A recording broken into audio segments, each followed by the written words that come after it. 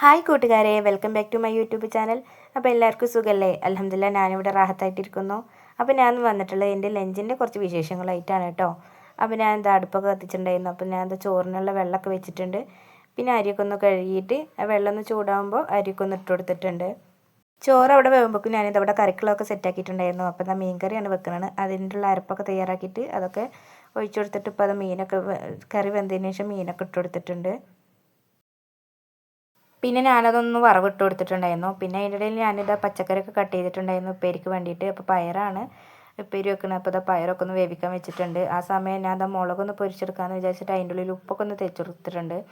പിന്നെ അതിൻ്റെ ഉള്ളിൽ പപ്പടമൊക്കെ പൊരിച്ചു കിട്ടും. പിന്നെ മുളകൊക്കെ ഒന്ന് വറുത്തെടുക്കാമെന്ന് വിചാരിച്ചിട്ട് അന്ന് ഇട്ട് കൊടുത്തു.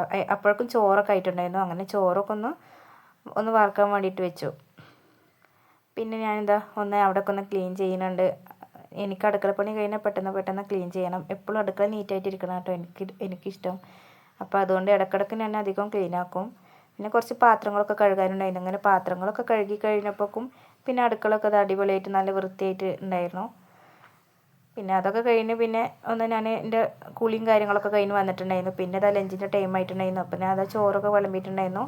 അങ്ങനെ മീൻകറിയും പയറുപ്പേരിയും അച്ചാറും പപ്പടവും മുളക് പൊരിച്ചതൊക്കെ ആയിട്ട് അങ്ങനെ ഫുഡൊക്കെ കഴിച്ചു കേട്ടോ. അപ്പോൾ ഇത്രേ ഉള്ളൂ ഇന്നത്തെ വീഡിയോ. അടുത്തൊരു വീഡിയോ ആയിട്ട് കാണാം. എൻ്റെ ലഞ്ചിനെ കുറച്ച് വിശേഷങ്ങളായിട്ടാട്ടോ ഞാൻ വന്നിട്ടുള്ളത്.